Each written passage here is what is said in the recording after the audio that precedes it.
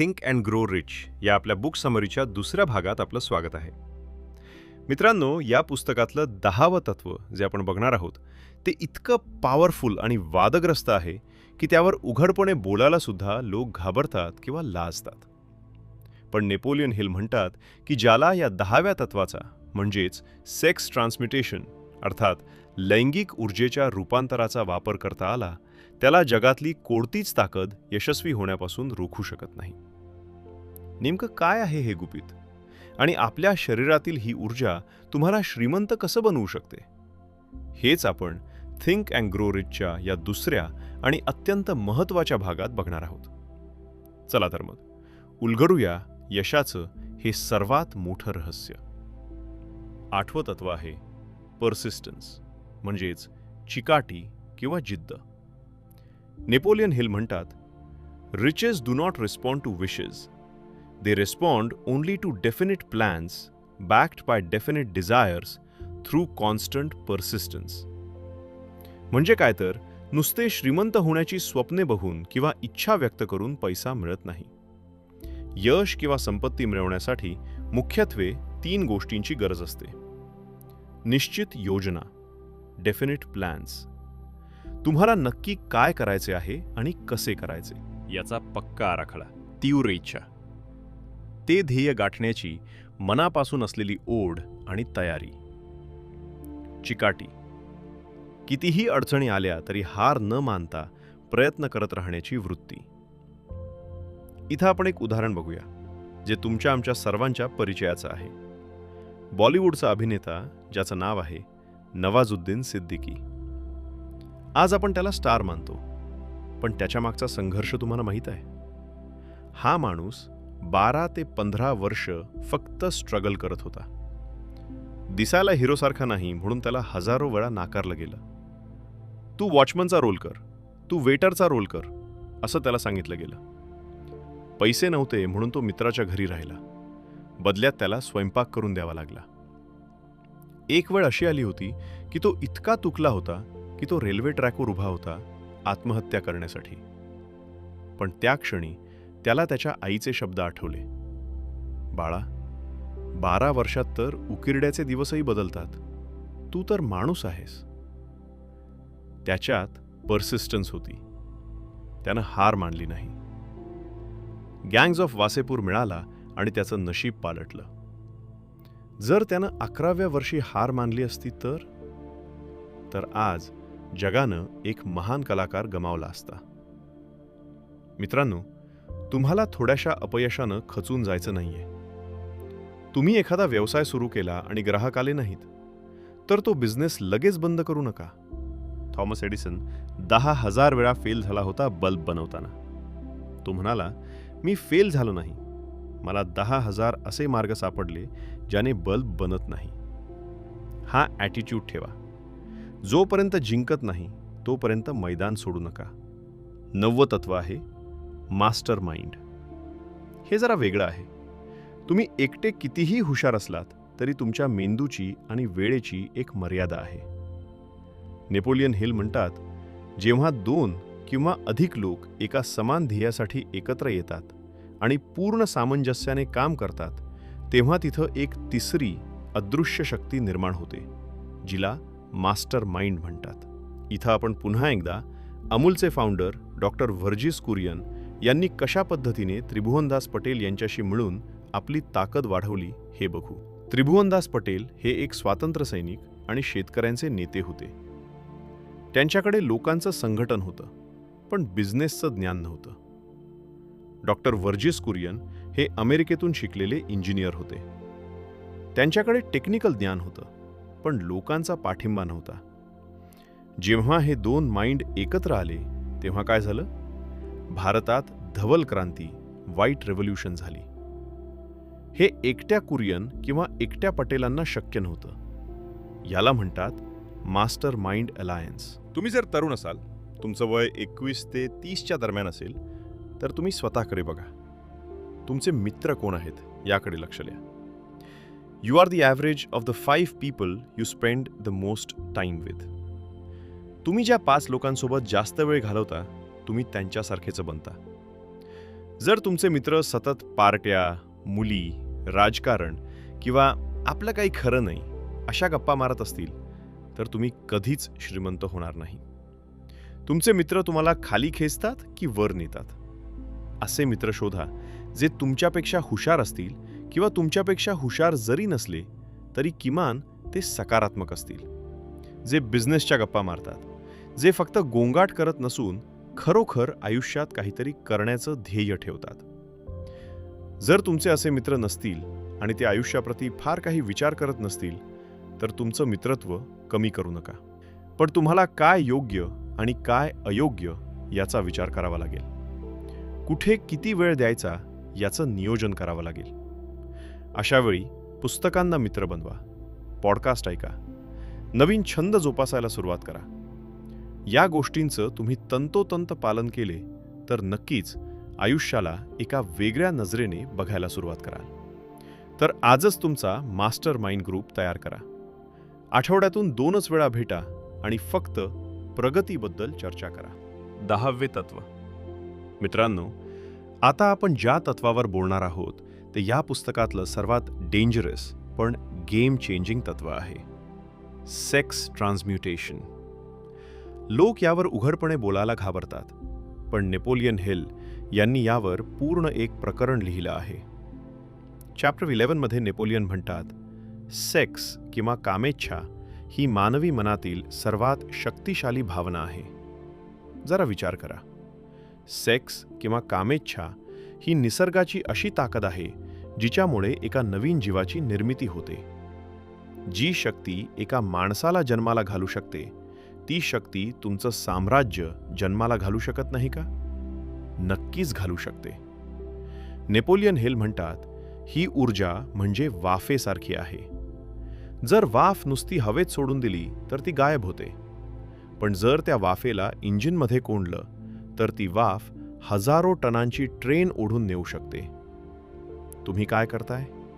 तुमची ही वाफ वाया घालवताय की इंजिनमध्ये टाकताय? बऱ्याच लोकांना वाटतं ब्रह्मचर्य म्हणजे संन्यासी होणे. अजिबात नाही. सेक्स ट्रान्सम्युटेशन म्हणजे त्या आगीला विझवणे नाही, तर त्या आगीचा वापर करून आपल्या ध्येयाची मशाल पेटवणे. जेव्हा नदीला काठ नसतात किंवा बांध नसतो तेव्हा ती पूर आणते आणि विध्वंस करते. पण जेव्हा त्या नदीला धरण बांधलं जातं तेव्हा त्याच पाण्यापासून वीज तयार होते जी हजारो घरं उजळवते, कारखाना चालवते. तुमच्या शरीरातील ही ऊर्जा त्या नदीसारखी आहे. जर ती फक्त शारीरिक सुखासाठी वापरली तर ती फक्त क्षणिक सुख देईल, पण जर तिला शिस्त लावली आणि तुमच्या ध्येयाकडे वळवली तर ती तुमचं नशीब उजळवेल.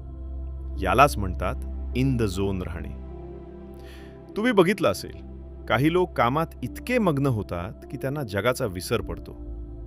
त्यांची कल्पनाशक्ती आणि जिद्द सामान्य माणसापेक्षा 100 पटीने जास्त असते. हे दुसरं तिसरं काही नसून त्यांच्या लैंगिक ऊर्जेचं झालेलं रूपांतर असतं. त्यामुळे या भावनेला दाबून टाकू नका किंवा मारू नका. तिचा सन्मान करा आणि तिला सांगा, तुझी ताकद मला आता क्षणिक सुखासाठी नाही तर माझं ध्येय गाठण्यासाठी वापरायची आहे. ज्या दिवशी तुम्हाला हे जमेल त्या दिवशी जगातली कोणतीच अडचण तुम्हाला रोखू शकणार नाही. जेव्हा एखादा माणूस प्रेमात असतो तेव्हा तो डोंगर फोडायला तयार होतो. का? कारण ही ऊर्जा त्याच्या नसांसात असते. जेव्हा तुम्ही रात्रंदिवस एका ध्येयाने झपाटलेले असता, भूक तहान विसरून काम करता, तेव्हा समजा तुम्ही या ऊर्जेचं रूपांतर केलं आहे. जगातल्या प्रत्येक महान माणसाने, मग तो कलाकार असो, शास्त्रज्ञ असो किंवा बिझनेस टायकून, त्यांनी या बायोलॉजिकल एनर्जीला क्रिएटिव्ह एनर्जीमध्ये बदललं आहे. ही ऊर्जा तुम्हाला थकवा येऊ देत नाही, ती तुम्हाला लिमिटलेस बनवते. त्यामुळे या शक्तीला वाया घालवू नका. तिला एक दिशा द्या. तिला तुमचं रॉकेट फ्युअल बनवा आणि यशाच्या आकाशात झेप घ्या. लक्षात ठेवा, ब्रह्मचर्य किंवा संयम याचा अर्थ भावना मारणे नाही. ही ऊर्जा तुम्हाला जीनियस बनवू शकते. फक्त तिला योग्य दिशेला वळवा. थिंक अँड ग्रो रिच मधील हे 11वे तत्व अत्यंत शक्तिशाली आहे. नेपोलियन हिल यांच्या मते सबकॉन्शियस माइंड हे एक मानवी मन आणि असीम बुद्धिमत्ता यांच्यातील दुवा कनेक्टिंग लिंक आहे. अंतर्मन नक्की कसे काम करते आणि त्याचा वापर कसा करायचा आपण समजून घेऊया. 1. अंतर्मनाची कार्यपद्धती. ते तर्क करत नाही. तुमच्या कॉन्शियस माइंडकडे तर्क करण्याची, बरोबर चूक ठरवण्याची क्षमता असते, पण अंतर्मनाकडे ती नसते. सत्य आणि कल्पना यातील फरक त्याला कळत नाही. जर तुम्ही पूर्ण श्रद्धेने आणि भावनेने एखाद्या खोट्या गोष्टीवर विश्वास ठेवला तर अंतर्मन ते सत्यच मानतं. जेव्हा तुम्ही एखादे भीतीदायक स्वप्न बघता तेव्हा तुम्हाला घाम फुटतो आणि हृदयाचे ठोके वाढतात. का? कारण तुमच्या अंतर्मनाला माहीत नाही की ते स्वप्न आहे की वास्तव. ते फक्त तुमच्या मेंदूतील भीतीला प्रतिसाद देते. 2. भावनेचे इंधन. Fuel of emotions. Napoleon Hill म्हणतात की नुसते शब्द अंतर्मनावर प्रभाव टाकत नाहीत, तर विचार आणि भावना यासुद्धा कुठेतरी प्रभाव टाकत असतात. जेव्हा विचारांना भावनेची जोड मिळते तेव्हाच ते अंतर्मनात खोलवर रुजतात. अंतर्मन हे सकारात्मक आणि नकारात्मक दोन्ही भावनांना प्रतिसाद देते. जर तुम्ही मनात भीती, चिंता किंवा गरिबीचे विचार ठेवले तर अंतर्मन त्या विचारांना खतपाणी घालून प्रत्यक्षात आणेल. त्यामुळे श्रद्धा, प्रेम आणि उत्साह या सकारात्मक भावना मिसळून जेव्हा तुम्ही ध्येयाचा विचार करता तेव्हा ते विचार सर्वात वेगवान काम करतात. तुमचे अंतर्मन हे एका महाकाय फायलिंग सिस्टम सारखे आहे. जन्मापासून आत्तापर्यंत तुम्ही जे काही पाहिलं, ऐकलं किंवा अनुभवलं आहे ते सगळं तिथे सेव्ह आहे. जेव्हा आपल्याला अचानक एखादी कल्पना सुचते किंवा ज्याला आपण 6वे इंद्रिय, 6th सेन्स म्हणतो, ते दुसरं तिसरं काही नसून अंतर्मनाने जुन्या माहितीवर प्रक्रिया करून दिलेलं उत्तर असतं. म्हणूनच जेव्हा तुम्ही एखाद्या प्रश्नाचे उत्तर शोधत असता आणि ते मिळत नाही तेव्हा तो विचार अंतर्मनाकडे सोपवून द्यावा. ते शांतपणे त्यावर काम करत असते आणि अचानक तुम्हाला आयडिया मिळते. 4. अंतर्मनाला प्रोग्राम कसे करायचे. Practical application. नेपोलियन हिल यांनी अंतर्मनाला आपल्या फायद्यासाठी वापरण्याचे काही स्पेसिफिक मार्ग सांगितले आहेत. पहिला मार्ग, पुनरावृत्ती आणि सवय. Repetition and habit. तुम्ही सायकल चालवायला शिकताना सुरुवातीला खूप लक्ष देता, पण एकदा सवय झाली की तुम्ही गप्पा मारतही सायकल चालवता. हे काम आता अंतर्मन करत असते. त्यामुळे तुमच्या ध्येयाचे विचार जोपर्यंत अंतर्मनाची सवय बनत नाहीत तोपर्यंत ते ऑटो सजेशनद्वारे सतत मनावर बिंबवावे लागतात. दुसरा मार्ग, व्हिज्युअलायझेशन. तुम्ही जे ध्येय ठरवले आहे ते पूर्ण झाले आहे असे चित्र डोळ्यासमोर आणा. फक्त चित्र बघू नका, तर तो आनंद अनुभवण्याचा प्रयत्न करा. जर तुम्हाला नवीन घर घ्यायचं असेल तर त्या घरातल्या हॉलमध्ये बसल्यावर कसे वाटेल, त्या नव्या घराच्या भिंतीचा गंध कसा असेल, हे आत्ताच अनुभवा. तिसरा मार्ग, नकारात्मक इनपुट थांबवा.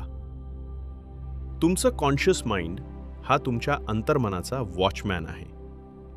बाहेरच्या जगातून येणारे निगेटिव्ह विचार, बातम्या किंवा लोकांची टीका यांना गेटवरच अडवणं हे कॉन्शियस माइंडचे काम आहे. जर तुम्ही गाफील राहिलात तर हा कचरा अंतर्मनात जाईल आणि तिथे नकारात्मकतेचा प्रभाव जास्त होईल. 5. एक सोपा फॉर्म्युला. नेपोलियन हिलच्या तत्वानुसार रोज रात्री आणि सकाळी काही गोष्टी प्रामुख्याने करा. शांत जागी बसा. तुमचे ध्येय स्पष्टपणे कागदावर लिहा. ते ध्येय साध्य झाल्यावर तुम्हाला कसे वाटेल त्या भावनेचा विचार करा. अंतर्मनाला स्पष्ट सूचना द्या. मला अमुक तारखेपर्यंत हे साध्य करायचे आहे आणि त्यासाठी लागणारा मार्ग मला दाखव. विश्वास ठेवा की उत्तर मिळेल. एकंदरीत अंतर्मन हे एका इमानदार पण आंधळ्या नोकरासारखे आहे. तुम्ही मालक म्हणजेच कॉन्शियस माइंड म्हणून त्याला जी ऑर्डर द्याल, चांगली किंवा वाईट, तो ती निमूटपणे पाळेल आणि पूर्ण करेल. जेव्हा तुम्ही पहिल्यांदा कार किंवा बाईक शिकता तेव्हा तुमचं कॉन्शियस माइंड पूर्ण ॲक्टिव्ह असतं. क्लच, ब्रेक, आरसा, समोरचा रस्ता सगळीकडे लक्ष असतं. तेव्हा गाणी ऐकताना किंवा गप्पा मारताना गाडी चालवता येत नाही. जेव्हा तुम्ही रोज सराव करता, हळूहळू ती माहिती अंतर्मनात जाते आणि काही महिन्यांनी तुम्ही मित्राशी गप्पा मारत, फोनवर बोलत किंवा गाणी गुणगुणत गाडी चालवता. अचानक समोर कोणी आलं तर तुमचा पाय आपोआप ब्रेकवर जातो. तुम्हाला विचार करावा लागत नाही. हे ब्रेक कोणी लावला? तुमच्या अंतर्मनाने. एकदा एखादी गोष्ट अंतर्मनात गेली की ती तुमच्या स्वभावाचा भाग बनते. नेपोलियन हिल यांचं 12वं तत्व हे थोडं सायंटिफिक आणि तितकंच जादुई आहे. हिल म्हणतात, every human brain is both a broadcasting and receiving station for the vibration of thought. याचा अर्थ समजून घेण्यासाठी आपल्या घराच्या छतावर असलेल्या डिश अँटेना किंवा खिशातल्या मोबाईलचं उदाहरण घेऊ. तुमचा मोबाईल जसा नेटवर्कशी कनेक्ट होऊन सिग्नल कॅच करतो आणि मेसेज सेंड करतो, अगदी तसंच काम आपला मेंदू 24 तास करत असतो. मेंदू एक ट्रान्समीटर आणि रिसिव्हर आहे. आपला मेंदू हा फक्त शरीराचा एक भाग नाही, तर ते एक इलेक्ट्रिकल मशीन आहे. जेव्हा तुम्ही एखादा विचार करता तेव्हा तुमच्या मेंदूतून विशिष्ट प्रकारची व्हायब्रेशन बाहेर पडतात आणि ती या ब्रह्मांडात पसरतात. जेव्हा तुम्ही स्वतः विचार करता तेव्हा तुमचा मेंदू ब्रॉडकास्टिंग स्टेशन असतो आणि जेव्हा तुम्ही दुसऱ्याचे विचार किंवा आयडियाज ग्रहण करता तेव्हा तो रिसिव्हिंग स्टेशन बनतो. तुम्ही हा अनुभव नक्कीच घेतला असेल. तुम्हाला अचानक कोणाची तरी आठवण येते आणि सेकंदात त्याचा फोन वाजतो. किंवा तुम्ही आणि तुमचा मित्र एकाच वेळी एकच वाक्य बोलता. लोक याला योगायोग म्हणतात, पण नेपोलियन हिल याला टेलेपथी किंवा थॉट व्हायब्रेशन म्हणतात. सामान्य माणसाचा मेंदू खूप साध्या किंवा निगेटिव्ह विचारांच्या लेवलवर काम करतो. पण जेव्हा तुमच्या विचारांमध्ये बर्निंग डिझायर, प्रेम किंवा लैंगिक भावना यांची ऊर्जा मिसळते, तेव्हा तुमच्या मेंदूच्या कामाचा वेग वाढतो. जसा रेडिओचा ट्युनिंग नॉब फिरवल्यावर स्पष्ट आवाज येतो, तसंच जेव्हा तुम्ही इमोशन्सनं विचार करता तेव्हा तुमचा मेंदू इन्फिनिट इंटेलिजन्सच्या हाय फ्रिक्वेन्सीशी कनेक्ट होतो. एडिसनला बल्बचा शोध लावणारी आयडिया किंवा आईन्स्टाईनला मिळालेले सिद्धांत याच हाय फ्रिक्वेन्सीवर मिळाले होते. हिल पुढे जाऊन एक जबरदस्त कन्सेप्ट सांगतात. जसा एका बॅटरीपेक्षा अनेक बॅटरीज एकत्र जोडल्या की जास्त पॉवर निर्माण होते, तसंच जेव्हा 2 किंवा अधिक हुशार लोकांचे मेंदू एकाच ध्येयासाठी एकत्र येतात तेव्हा तिथे एक तिसरी अदृश्य शक्ती तयार होते. तुमचा मेंदू दुसऱ्या हुशार व्यक्तीच्या मेंदूच्या संपर्कात आला की त्याची कार्यक्षमता दुप्पट होते. त्यामुळेच मित्रांनो, हे तत्व आपल्याला 2 गोष्टी शिकवतं. संगत बदला. जर तुम्ही सतत अपयशी आणि निगेटिव्ह लोकांच्यात राहिलात तर तुमचा मेंदू त्यांचेच सिग्नल कॅच करेल. याउलट यशस्वी लोकांच्या सहवासात तुमचा मेंदू आपोआप यशाचे मार्ग शोधू लागेल. तुमच्या मेंदूला एक साधं यंत्र समजू नका. हे एक असं पॉवर स्टेशन आहे जे तुमच्या विचारांना वास्तवात बदलू शकतं. फक्त त्याची फ्रिक्वेन्सी सेट करणं तुमच्या हातात आहे. 13वे तत्व, 6वे इंद्रिय, द सिक्स्थ सेन्स.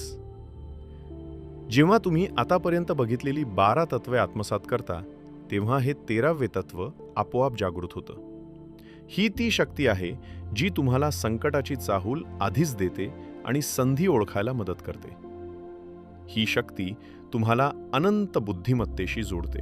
भारताचे बिग बुल राकेश झुनझुनवाला यांचं उदाहरण घ्या. त्यांनी शेअर मार्केटमध्ये 5,000 रुपयांपासून सुरुवात केली. त्यांना अनेकदा विचारलं जायचं, सर तुम्हाला कसं कळलं की हा शेअर वर जाणार आहे?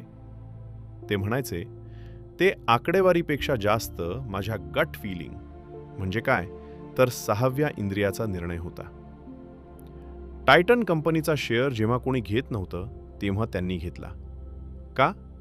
कारण त्यांच्या सिक्स्थ सेन्सने त्यांना सिग्नल दिला होता.